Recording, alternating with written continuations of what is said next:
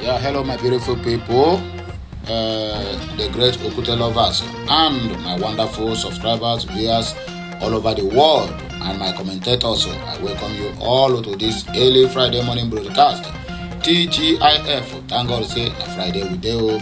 Anyway, I don't have much to say, but I want to really use this opportunity to let my people know that the impending Supreme Court decision on Mazi Nnamdi Kanu's case might be a potential game changer for ipob. Not even a potential, it is a game changer because according to the information reaching me here, the international community have already rallied round on the case of Mazi Nnamdi Kanu, even including the investors who want to invest in the so-called Zoological Republic of Nigeria economy. All of them now, their ear is wide open. Dog. Any small thing, pakam, you don't wake up.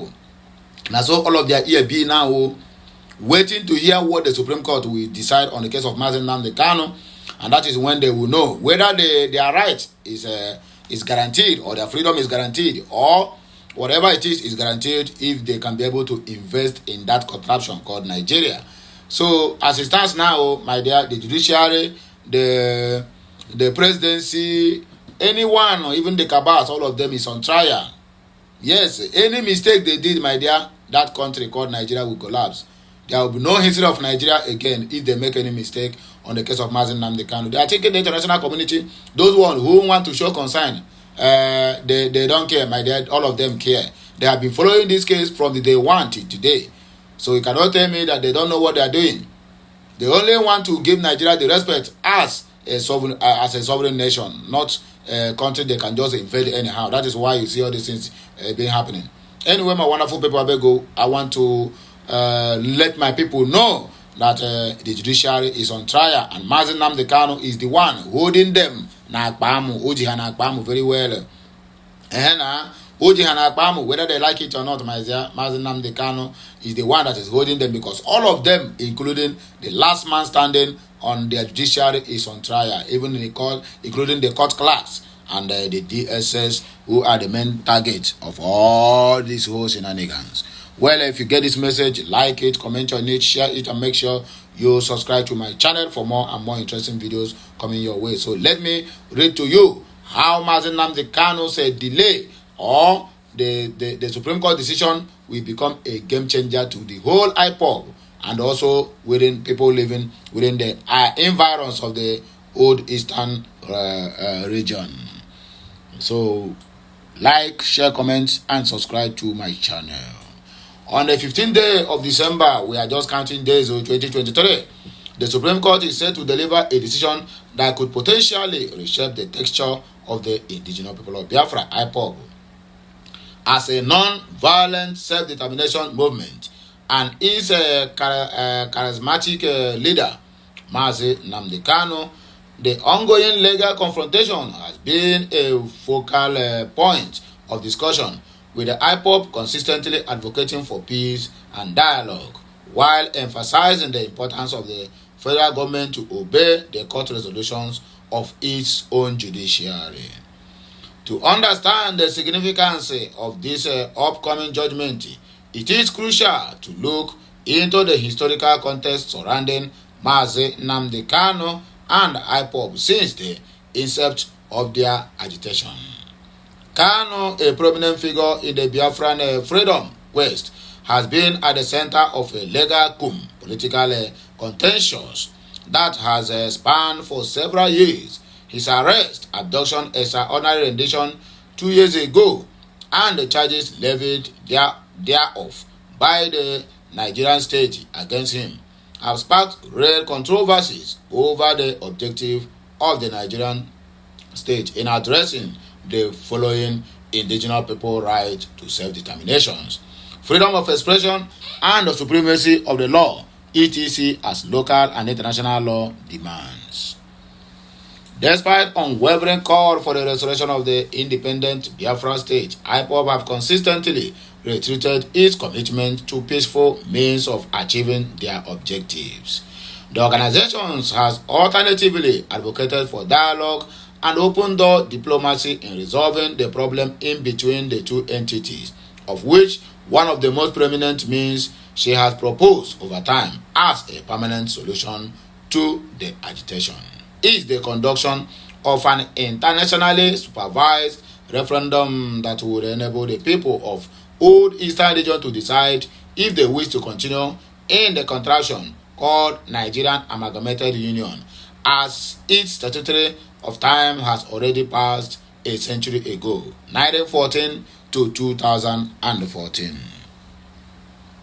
Although this non-violent posture may have somewhat draw admiration and support to the movement around the world, it has also undoubtedly brought unbearable adversity upon the movement, which ordinarily could not have been endured. The Nigerian government marshaled out a heavy crackdown policy against ipob, with over 5,000 unarmed civilian members and protesters and sympathizers of the group killed or unaccounted for in the last 10 years, excluding those forcibly disappeared and detained indefinitely without trial, as well as the group's leader, who was extraordinarily renditioned 2 years ago from Kenya. Amidst all this, the ipob movement, not even for a day, lifted a finger in retaliation against what is clearly an unruly, aggressive government policy that is legitimately resistible by the provisions of the international law and standards of self-defense. The importance of adherence to court orders has been one of the most central pivots of ipob. The group argues that respect to the rule of law is essential for a just and functioning society. This inconsistency and confidence in legal processes has been both a strategic tact for justification and the deflection of the organization's commitment to non-violence method of agitation. Hence, the upcoming Supreme Court decision will attest as to how far the Nigerian legal system is willing to go in upholding justice, which unarguably is in favor of ipob and Mazi Nnamdi Kanu. The case of ipob leader having also attracted the attention of the global community, with the human rights organizations, various foreign governments, and the mainstream media closely monitoring developments. Thus, the outcome of the Supreme Court decision could have far-reaching implications not only for the ipob movement and its supporters, but also for the broader discourse on the right to pursue self-determination by every indigenous population in the world. Moreover, the case also raises questions about the role of international law in addressing self-determination clause. Advocates for Biafran independence, which the most proficient of them is the ipob movement, have sought support from the international community, emphasizing and citing the principles of human rights and the people's right to self-determination as enshrined in the International Code of Conduct and Charters of the United Nations, which Nigeria is signatory to. So the Nigerian Supreme Court is thereby obliged to prompt a re-evaluation of how international legal norms intersect with domestic legal processes while issuing a judgment on the 15th day of December. As the D-Day approaches, the eyes of the world pointed on the Supreme Court, expecting its long-awaited judgment regarding Mazi Nnamdi Kanu.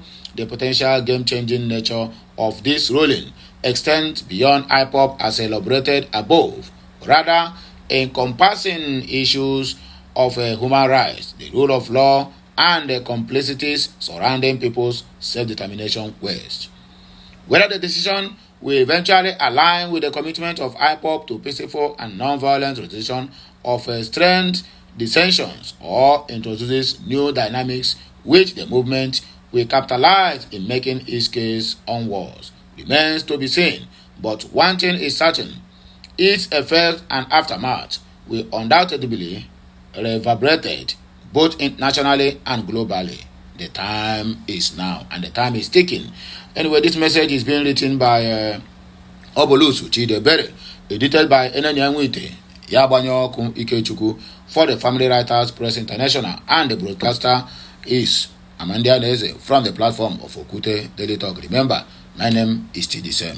When you get this message, you like it, you share it, you comment on it, and you subscribe to my channel for more and more interesting videos coming your way. Our campaign is still ongoing, hashtag Biafra to the world, Biafra to the moon, all hail Biafra.